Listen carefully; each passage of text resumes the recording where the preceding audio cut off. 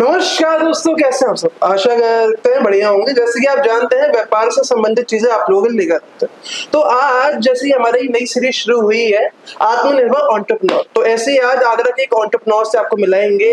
मिलके आपको बहुत ज्यादा नॉलेज मिलने वाली है, क्योंकि शेयर मार्केट देखिए काफी लोगों को मालूम होता है, लेकिन उस पर ना ध्यान हर कोई नहीं दे पाता।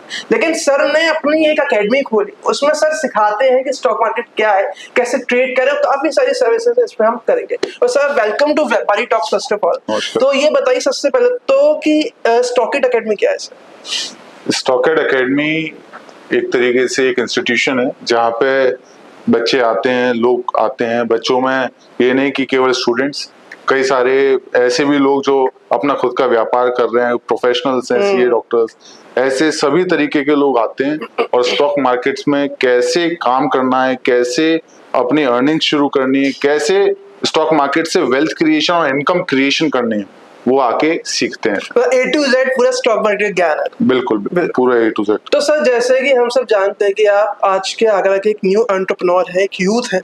तो जैसे कि आज ये जो हमारा पॉडकास्ट है, ये यूथ बहुत देखता है और प्रोफेशनल्स बहुत देखते हैं। तो आप अपनी जर्नी शेयर करिए कि स्टॉकेट को आपने कैसे स्टार्ट किया, आपने कैसे ट्रेडिंग सीखी और कैसे आज आप लोगों को सिखा रहे हैं। मेरी स्टॉक मार्केट में शुरुआत 2018 में हुई थी, जब मैं बीकॉम सेकेंड ईयर में था। तब दिमाग में आया कि यार कुछ स्टॉक मार्केट बहुत सुना है और काफी फैसिनेटिंग लगता था, जैसे सबको लगता है। उस समय मुझे भी काफी फैसिनेटिंग लगता था, तो इसके अंदर शुरुआत करी मैंने। क्लासेस ली स्टॉक मार्केट की, आगरा में NIFM करके था। अच्छा। उधर मैंने क्लासेस ली। उसके बाद मैंने फिर बाहर जाके भी क्लासेस ली, उधर से समझा क्या होता है स्टॉक मार्केट, डिप्लोमा किया फाइनेंशियल मार्केट में। फिर साथ में ही बीकॉम थर्ड ईयर में जब मेरा डिप्लोमा खत्म हुआ, तो मैंने फाइनेंशियल सर्विसेज का अपनी फर्म डाली, जिधर stock broking, insurance, mutual funds वगैरह का मैंने उस समय काम शुरू किया था। बिल्कुल 2019 में। उसके बाद 2 से 3 साल जब मैंने इस पर्टिकुलर चीज पे काम किया, फाइनेंशियल सर्विसेज सेक्टर में काम किया, तो मुझे ये नजर आया कि लोगों को कुछ भी नहीं पता स्टॉक मार्केट के बारे में। अवेयरनेस नहीं है और आ रहे हैं, अपना ट्रेडिंग कर रहे हैं, जो डीलर्स बोल रहे हैं वो कर रहे हैं, पैसे नुकसान हो रहा है पैसे का, जो अपनी सेविंग्स हैं उसको खत्म कर रहे हैं और फिर वापस से स्टॉक मार्केट को गाली देके निकल जाते हैं। ये है तो सट्टा बाजार है, इसमें सट्टा बाजार है, गैम्बलिंग है, फास्ट मनी है, तुरंत खत्म हो जाता है पैसा। तो ये सारी इस तरीके की बातें करते हैं लोग, क्योंकि ज्ञान नहीं है। तो इस चीज की बहुत कमी रही और इस कमी को दूर करने के लिए स्टॉकेट एकेडमी की शुरुआत अप्रैल 2021 में की गई। 2021 मतलब 3 साल पहले करेंगे। हाँ, अब 4 साल होने को आ रहे हैं, 3.5 साल से ज्यादा हो गए। तो ये थी जरूरत स्टॉकेट एकेडमी की, तो इसीलिए स्टॉकेट एकेडमी की शुरुआत की। सर चैलेंजेस क्या क्या है? जैसे हर एक एंटरप्रेन्योर को चैलेंजेस आते हैं कि सर फंडिंग जुटानी है, पूरा सेटअप बनाना है, टीम चाहिए, ये सारी चीजें कैसे आपने टैकल करी? फंडिंग, टीम और टेक्नोलॉजी, इन सब चीजों की बिल्कुल बेशक बहुत जरूरत होती है किसी भी व्यापार को चलाने के लिए। और मैं ये समझता हूँ कि अगर आपका नियत साफ है, आपके गोल्स क्लियर हैं, विजन आपका बिल्कुल क्लियर है, तो जब आप परसिवरेंस और कंसिस्टेंसी से लगते हो तो वो सारी चीजें अपने आने लग जाती है, साथ जुड़ने लग जाती हैं। वो कहते हैं ना कि हम चलते गए कारवां जुड़ता गया। वही हमारे शाहरुख खान जी है, उनकी फिल्म का डायलॉग बिल्कुल बिल्कुल बिल्कुल सेम उसी तरीके से शुरुआत की। बहुत बेसिक लेवल से शुरुआत की। हमारा जो पहले ऑफिस था वो 350 स्क्वायर फीट का ऑफिस था। आज हमारा जो प्रेमिसेस है वो 2500 स्क्वायर फीट का प्रेमिसेस है हमारा, है ना। तो ये जो जर्नी रही डिफिकल्ट थी।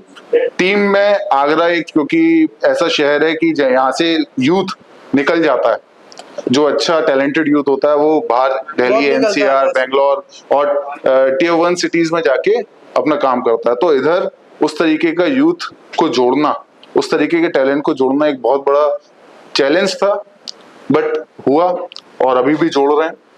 तो ये शुरुआत रही। और सबसे बड़ी दिक्कत जो आई वो आई लोगों के माइंडसेट को क्लियर करने के लिए कि इसको सीखने की बहुत ज्यादा जरूरत है। सर एक तो मिसकॉन्सेप्शन ये है, मैं इसी क्वेश्चन को चलिए छेड़ता हूँ सबसे पहले, कि ये ना जैसे बड़े जानते हैं, बिना नॉलेज के किसी के भी टिप पे पैसा लगा दिया अपन ने, पैसा डूब गया, भाई सट्टा है, सट्टा बाजार है। लेकिन बहुत लोग ऐसे हैं जो इससे ही मिलियनियर बने। तो ये सच में एक सट्टा है या एक स्टूडेंट या कोई एक इंडिविजुअल उसको एज अ करियर ऑप्शन ले सकता है? देखो, सट्टा उनके लिए जिनको जानकारी नहीं।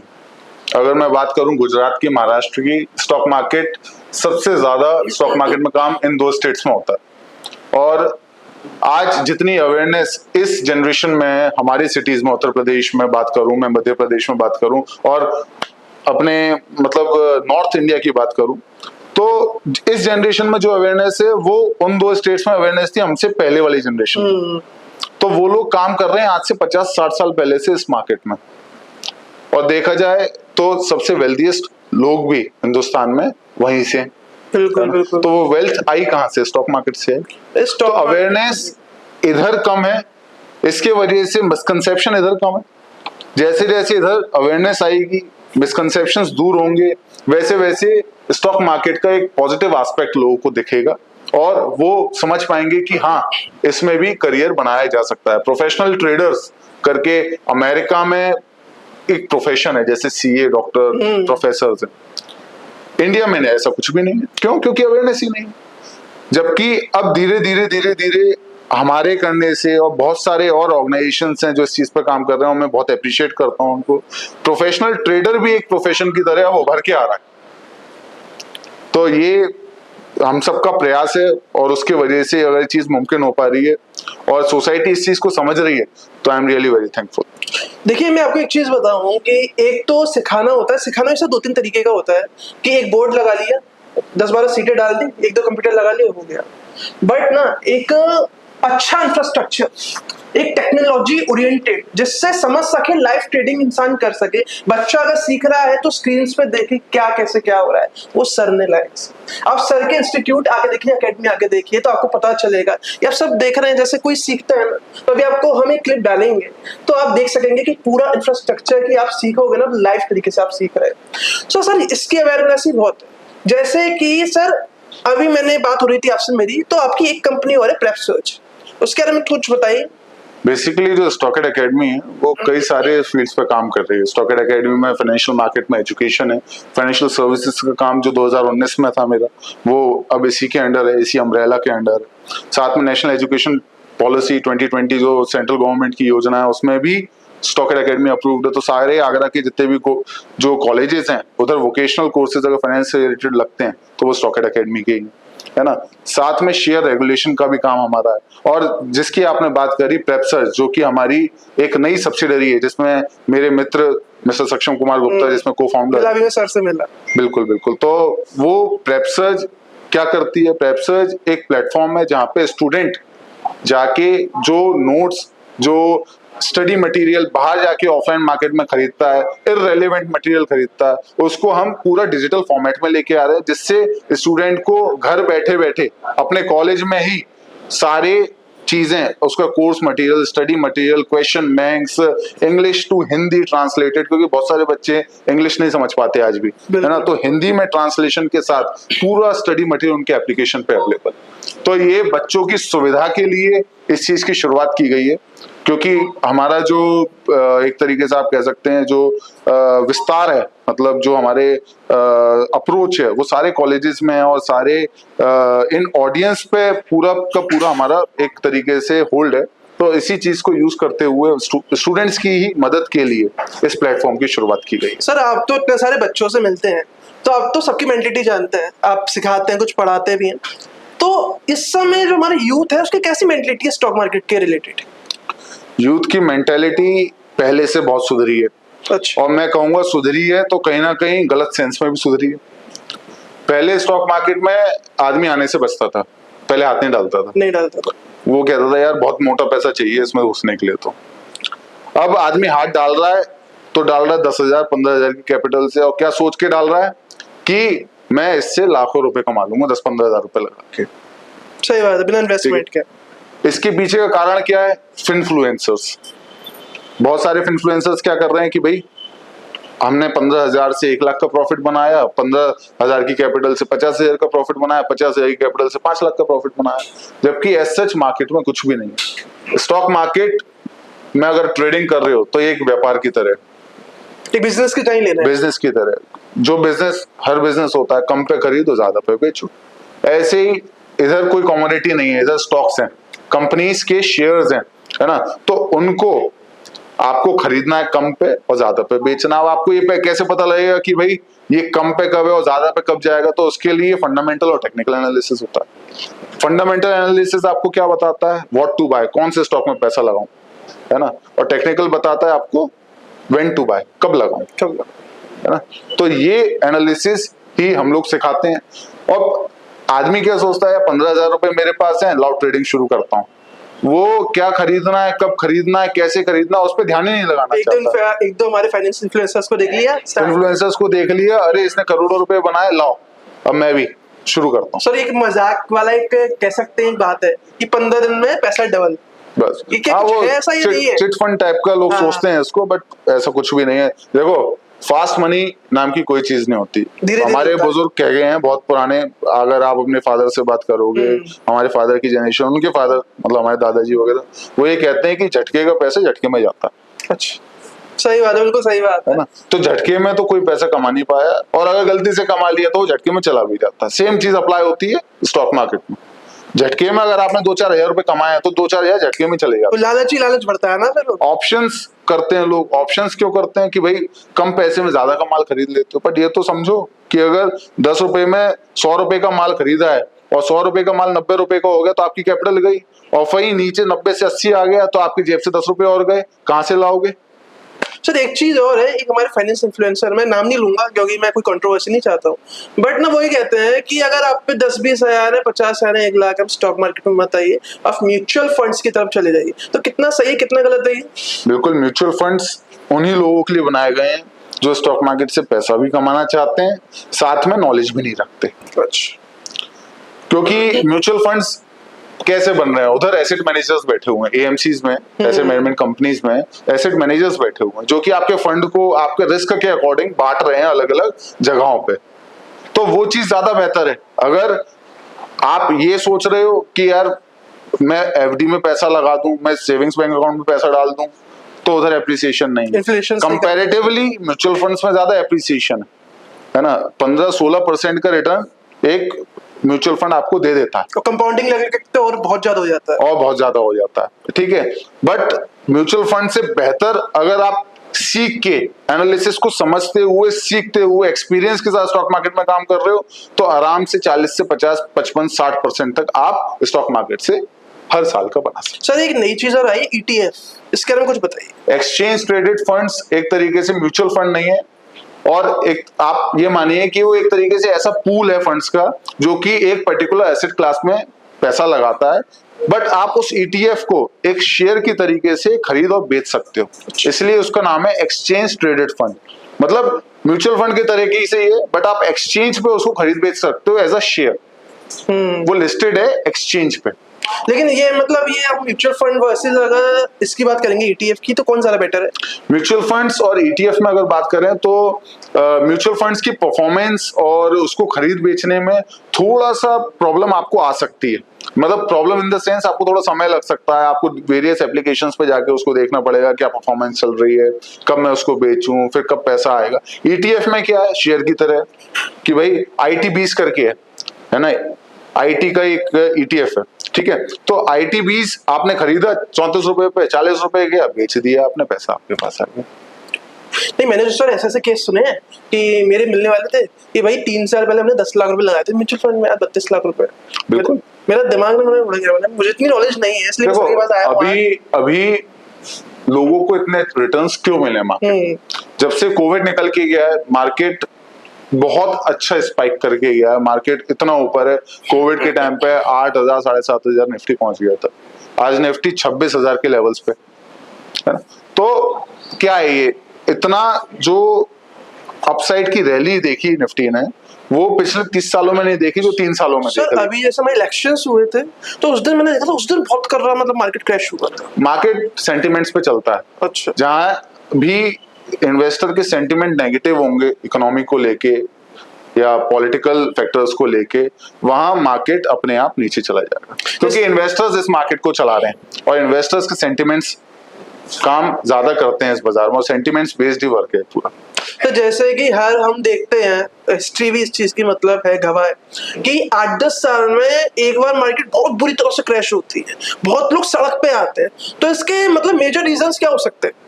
देखो एज सच मार्केट क्रैश होती है बड़े इवेंट्स के वजह से और बढ़ती भी है बड़े इवेंट्स के वजह से, है ना। एक बहुत अच्छी कहावत है स्टॉक मार्केट में, बाजार जो चढ़ता है तो वो तो चढ़ता है जैसे सीढ़ियों पे आदमी चढ़ रहा है, और नीचे आता है तो लिफ्ट से आता है, एकदम से होता है, एकदम से। है ना। तो ये इवेंट्स हैं, ग्लोबल इवेंट्स। अब ग्लोबल इवेंट 10 साल में एक बार आ रहा है या 1 साल में 10 बार आ रहा है, वो इवेंट के ऊपर है। जो भी अंदर कुछ भी इरेगुलरिटीज चल रही हैं वो सामने आती हैं, तब जाके मार्केट क्रैश करता है ग्लोबल लेवल पे। सर जैसे कि थोड़ी हमारी ऑडियंस को ना, जैसे कि आप पे तो आना ही है सबको, आपकी बातें मुझे बहुत अच्छी लग रही है, तो ऑडियंस को भी और अच्छी लग रही होंगी, इंस्टीट्यूट तो विजिट करेंगे। लेकिन ना थोड़ी मुझे फंडामेंटल बताइए कि हम ये फंडामेंटल्स को कैसे मतलब एनालाइज करें, और थोड़ा टेक्निकल पोर्शन। बेसिकली फंडामेंटल्स को अगर आपको एनालाइज करना है तो ज्यादा बड़ा नहीं समझा सकता आपको, मैं चाहूंगा कि कुछ मिनटों में आपको समझा दूं। अगर किसी भी स्टॉक के फंडामेंटल्स को देखना है आपको, तो सबसे पहली चीज आप देखिए PE ratio, price to earning. ठीक है, पीई रेशियो अगर इंडस्ट्री के पीई रेशियो से किसी भी कंपनी का पीई रेशियो कम है तो मतलब वो स्टॉक अंडर वैल्यूड है, अगर बराबर है तो वो फेयरली वैल्यूड है, और अगर ज्यादा है तो वो ओवर वैल्यूड है। अच्छा, अब पैसा किस में लगाना चाहिए? अंडर वैल्यूड में, जो कम है, मतलब जो डिस्काउंट पे ट्रेड हो रहा है, जो आगे जाके बढ़ेगा, है ना। ये तो पहला फैक्टर होगा पी रेशियो। फिर होता है PEG ratio, price to earning to growth, ठीक है, जिसमें आप ग्रोथ को मेजर करते हो। तो इसमें भी पैरामीटर है, ठीक है। आपको पैग रेशियो को एनालाइज करना आना चाहिए। एनालाइज करना, कल ही हमने अपने इंस्टाग्राम हैंडल पे पैग रेशियो के ऊपर वीडियो डाली है। पैग रेशियो हर्षद मेहता देखते थे किसी भी स्टॉक को में पैसा लगाने से पहले। अच्छा, हाँ, तो पैग रेशियो का इतना बड़ा महत्व है स्टॉक मार्केट में। तो पैग रेशियो आप लोग हमारे इंस्टाग्राम हैंडल पे जाके देख सकते हो, ठीक है। फिर आप देखो प्रॉफिट एंड लॉस, है ना, उसमें आप खास करके देखो ऑपरेटिंग प्रॉफिट मार्जिन। अगर operating profit margin percentages wise quarter to quarter increase हो रहा है तो आप उसमें पैसा लगाइए, ठीक है। फिर जो मेन चीज मैं देखता हूं शेयर होल्डिंग पैटर्न।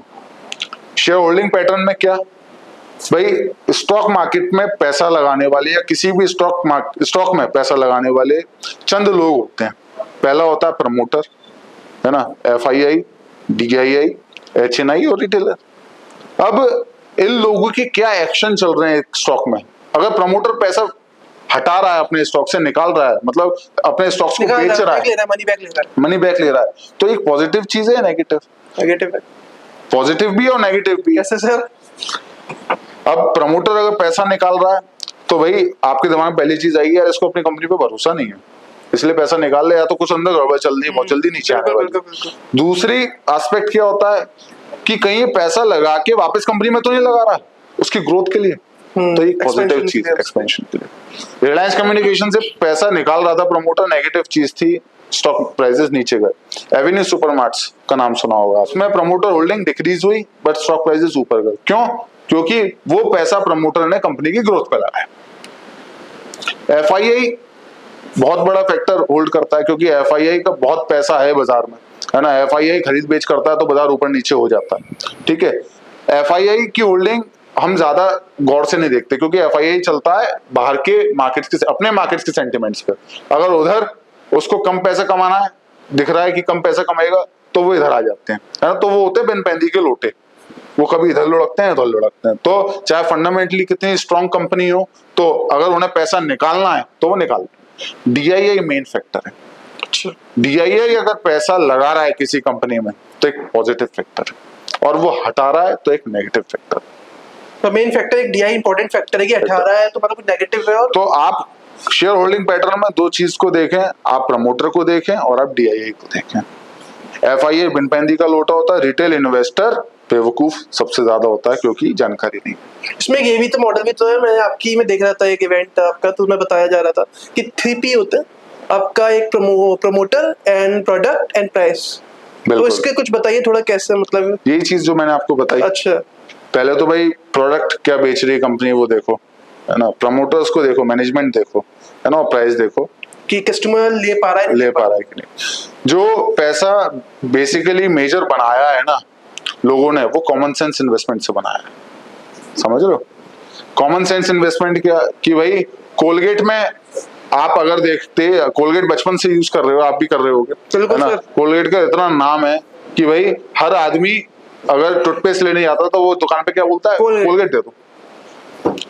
कोलगेट में आप देख रहे हो कि भाई रोज हर महीने कुछ ना कुछ इनोवेशन हो रहा है, सॉल्ट लेके आ रहे हैं उसके अंदर, कई डेंटिस्ट से उसके अंदर कुछ निकल के आई, नई नई थ्योरीज निकल के आ रही है, तो उसके हिसाब से प्रोडक्ट डेवलपमेंट हो रहा है और इसी हिसाब से उसकी सेल भी बढ़ रही है ना। और बहुत पुरानी कहावत है, stock prices are the slaves of their earnings. Earnings increase हो रही है तो स्टॉक प्राइसेस भी बढ़ता जा रहा है। तो ऐसी कंपनी में इन्वेस्टमेंट करने का मतलब है, जिस दिन आपको कोलगेट में कीड़ा निकल आया, छिपकली की पूंछ निकल आया, उस दिन बेच देना। तो ये होती है कॉमन सेंस इन्वेस्टमेंट और इसी से पैसा बनता है। अब तो कांड होने वाला है, आप निकल लो। बिल्कुल। तो ये स्टॉक मार्केट में अगर इन्वेस्टमेंट से वेल्थ क्रिएशन करनी है तो कॉमन सेंस इन्वेस्टमेंट से कुछ अच्छा नहीं। सर जैसे अभी पेटीएम का शेयर है हमारा, बहुत कंट्रोवर्सी हुई है उस पे, ये अभी जैसे आरबीआई के कुछ फैसलों के मारे बहुत नीचे आ गया था, मतलब 300 रुपए से नीचे आ गया था और आज हम देखें 650 रुपए। तो इसका कोई फैक्टर्स बताइए कि कैसे ऊपर गए, कैसे नीचे, नीचे तो आया तो उसको मालूम है, फिर वापस ऊपर कैसे गए? ये जैसा कि मैंने आपको बोला कि कोई भी स्टॉक का प्राइस या हमारे ओवरऑल शेयर मार्केट की अगर मैं बात करूं तो वो न्यूज इवेंट्स के अकॉर्डिंग चलता है। इवेंट पॉजिटिव है, इन्वेस्टर के सेंटिमेंट्स पॉजिटिव हैं तो स्टॉक प्राइस भागने लग जाएगा या स्टॉक मार्केट भागने लग जाएगा। पेटीएम में भी कुछ ऐसा ही हुआ, है ना। पेटीएम जैसे ही निकल के आया कि भाई पेटीएम अपनी पेमेंट्स बैंक बंद कर रही है क्योंकि आरबीआई के इरेगुलरिटीज आरबीआई ने उसमें निकाल दी हैं, तो धड़ाम से प्राइस नीचे आया, है ना। वही बात आई कि भाई एसबीआई उसको बैक कर सकता है, सेंटिमेंट्स पॉजिटिव होगा, नहीं या पेटीएम डूबेगा नहीं वापस से।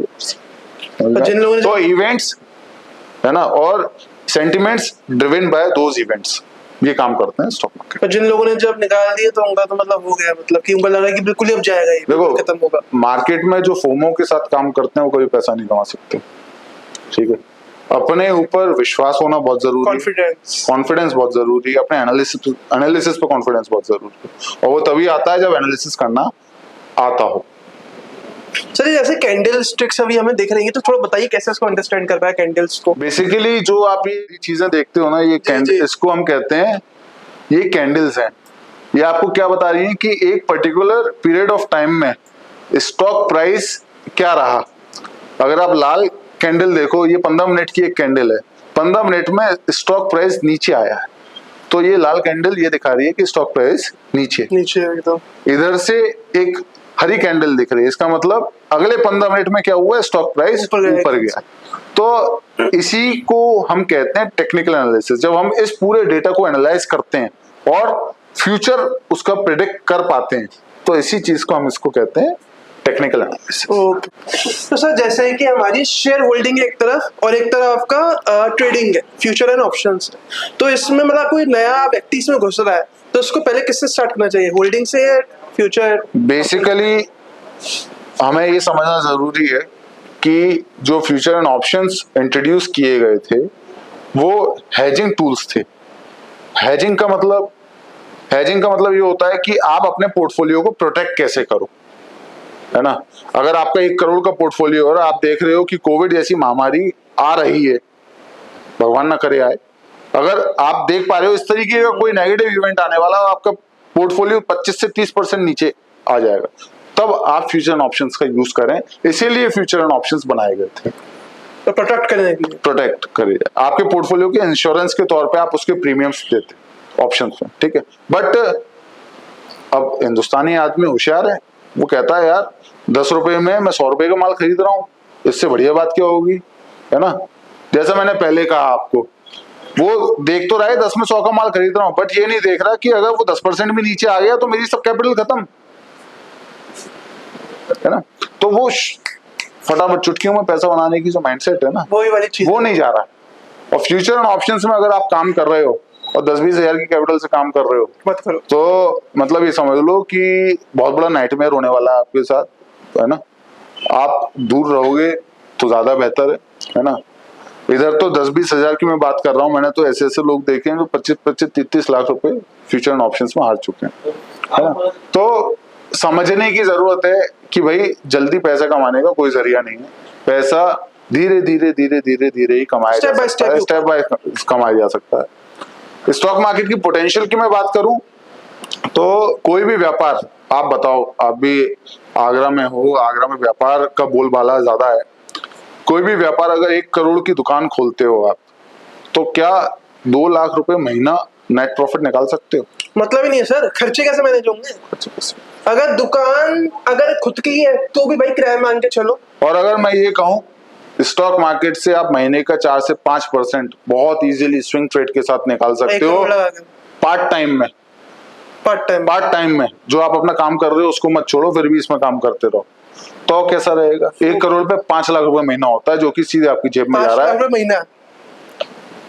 तो ये स्टॉक मार्केट की पावर है। वो पार्ट टाइम कह रहे हो? वो भी पार्ट टाइम कर रहा हूं, है ना? तो ये स्टॉक मार्केट की पावर है और ये चीज हमें समझने की जरूरत है।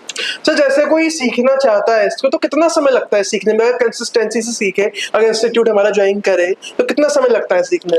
देखो, जो बड़ा बदलाव होता है, चाहे हमारी थिंकिंग में हो, चाहे हमारी लर्निंग में हो, या दुनिया में हो, वो चुटकियों में नहीं होता। उसको धीरे धीरे धीरे धीरे उस बदलाव को हम देख पाते हैं, महसूस कर पाते हैं, उसको कर पाते हैं, है ना?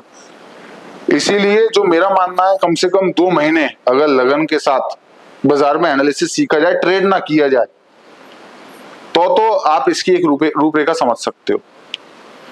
हमारे पास 2 महीने के भी कोर्सेज हैं, 4 महीने के भी कोर्सेज हैं, तो इसका मतलब ये नहीं है कि 2 महीने में सीख जाओगे, 4 महीने में सीख जाओगे। हम उसमें भी 1 साल का असिस्टेंस दे रहे हैं अपने स्टूडेंट को। डायरेक्शन है, एक एनालिसिस तो सिखा दिया, अब काम कैसे करना है, रिस्क को मैनेज कैसे करना है, अपनी साइकोलॉजी पे काम कैसे करना है, वो तो तुम्हें ही सीखना पड़ेगा। वो तो तुम्हें तब सीख पाओगे जब बाजार में समय दोगे, टाइम दोगे चीजों को। इसीलिए 1 साल का असिस्टेंस देते हैं। एनालिसिस सीख के जाओ, रिस्क मैनेजमेंट सीख के जाओ, साइकोलॉजी क्या होनी चाहिए देख के जाओ, है ना? फिर 1 साल में कहीं दिक्कत आ रही है तो आओ, साथ बैठो, समझो चीजों को, डिस्कस करो, तब सीख पाओ। तो जैसे कि भैया अब हमने करे पूरे जो हमारे क्वेश्चंस थे शेयर मार्केट से रिलेटेड, लेकिन भैया अब जैसे ही चैनल है व्यापारी टॉक, थोड़े व्यापार के रिलेटेड सवाल भी तो कर रहे हैं। तो सर ये बताइए कि जैसे कि हम आगरा में रहते हैं, आप भी आगरे से बिलोंग करते हैं, मैंने अभी पता चला मुझे, तो आगरे में भी ऐसे क्या व्यापार है जिसमें अगर एक स्टूडेंट सोच रहा है जाने के लिए जा सकता है? क्योंकि स्टॉक मार्केट से जुड़ा हुआ हूँ, तो स्टॉक मार्केट जैसा बताया व्यापार है, सबसे बढ़िया व्यापार है। उसके अलावा मैं बात करूं तो मैन्युफैक्चरिंग लाइन में अभी भी बहुत स्कोप है ना? किसी भी चीज में अगर आप बात करो कि कोर प्रोडक्ट्स को छोड़ के अगर आप एंसिलरी प्रोडक्ट्स को देखो, इसके अंदर मैन्युफैक्चरिंग में आओ, जैसे कि पैकेजिंग वर्क में आओ आप, है ना, तो बहुत स्कोप है उसमें, आप बहुत स्कोप देख सकते हो। क्योंकि हिंदुस्तान की जो इकोनॉमी है वो डेवलपिंग इकोनॉमी है ना, और आने वाले 10 सालों में आदमी अब रोटी कपड़ा मकान से ऊपर आता जा रहा है, लग्जरीज पे आता जा रहा है। अब वो लग्जरीज पे आता जा रहा है। देखा जाए आगरा में हमें आज से 10 साल पहले कितनी ऑडी BMW दिखती थी, नहीं। अगर आप ऑडी BMW को देखो तो अब आपको हर घड़ी दिख जाएगी, आप निकलो सड़क पर तो मतलब दिख जाएंगे। अब आदमी खर्च कर रहा है लग्जरीज पे, अब आदमी खर्च कर रहा है एंसिलरी प्रोडक्ट्स पे। अगर आप उनकी लाइफस्टाइल में कोई चेंज लेके आ सकते हो, उनके वे ऑफ वर्किंग में कोई चेंज लेके आ सकते हो, तो आप उस काम को करो, क्योंकि उधर आदमी जरूरत से ज्यादा पैसा वैल्यू ऐड कर रहा है। आप कहीं ना कहीं उसको वैल्यू ऐड करके दे सकते हो, बिल्कुल सही बात कह रहे हो आप, वैल्यू ऐड करके तो, है ना, तो वहां आप अच्छा पैसा बना सकते हो। सर एक चीज और है ना कि अब जितनी भी चीजें इंसान कहता है इनोवेशन हम एग्जिस्टिंग प्रोडक्ट्स में तो ला सकते हैं, जैसे कि इंसान यूज कर रहा है उसको। इनोवेशन प्रोडक्ट में लेके आओगे तो मेरा ये मानना है कि प्रोडक्ट में इनोवेशन के साथ साथ आपको अवेयरनेस पे बहुत पैसा खर्च करना पड़ेगा। अगर आप एग्जिस्टिंग प्रोडक्ट को इनोवेटिव वे में बेचोगे तो वो ज्यादा बेटर।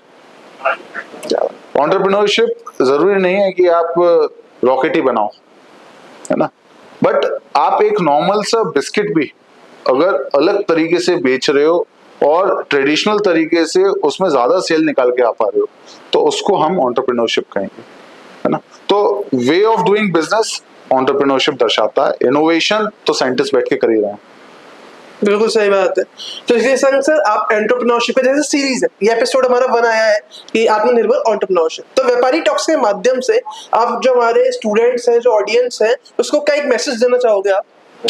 मैसेज ये देना चाहेंगे कि अगर व्यापार करने की सोच रहे हो, एंटरप्रेन्योरशिप में इंटरेस्ट है, अपने आप को एज अ एंटरप्रेन्योर देख रहे हो आने वाले समय में, तो शुरू कर दो। जितना डिले कर रहे हो उतना गलत कर रहे हो अपने साथ। शुरू कर दो, बिना मतलब इनिशिएटिव लो। क्योंकि मेरा जो एक्सपीरियंस है, काम ही आपको बताता है कि काम को करना कैसे। सही बात है, बिल्कुल सही बात है। जैसे आज हम आए सर के पास, आए, सर ने बताया कि यार ये चीज तुम गलत कर रहे हो, ये चीज तुम सही कर रहे हो, तो हमें पता चला कि आगे हम क्या इम्प्रूवमेंट कर सकते हैं। बिल्कुल। तो भैया देखो यार, मुझे तो आज की सर में ये एपिसोड 1 में इतना मजा आया कि मैं तो कोई भी दिक्कत हुआ करेगी भैया के पास आया करूंगा, भैया आप मुझे बताइए कि कैसे, मतलब एक कंसल्टेशन आ जाऊंगा, मुझे मालूम है पूरा मार्गदर्शन करेंगे। तो इसी के संग यार आप लोगों का thank you, thanks for giving your precious time for our videos. तो इसके संग अपन चलते हैं, चैनल को सब्सक्राइब कर लेना और सर के इंस्टीट्यूट पे आना मत भूलना। स्टॉकेट एकेडमी, सर एक बार एड्रेस बता दीजिए। स्टॉकेट एकेडमी जो आगरा में है, वो संजय प्लेस, कई लोगों का आना होता है, शहर के बिल्कुल बीचों बीच है, उसमें पुलिस चौकी के जस्ट पीछे हमारे हेडक्वार्टर्स है। उधर आके स्टॉक मार्केट से रिलेटेड कोई भी क्वेरी है, समझना चाह रहे हो, सीखना चाह रहे हो, तो बिल्कुल आओ, सीख के समझ के अपना आगे का डिसीजन आप लें।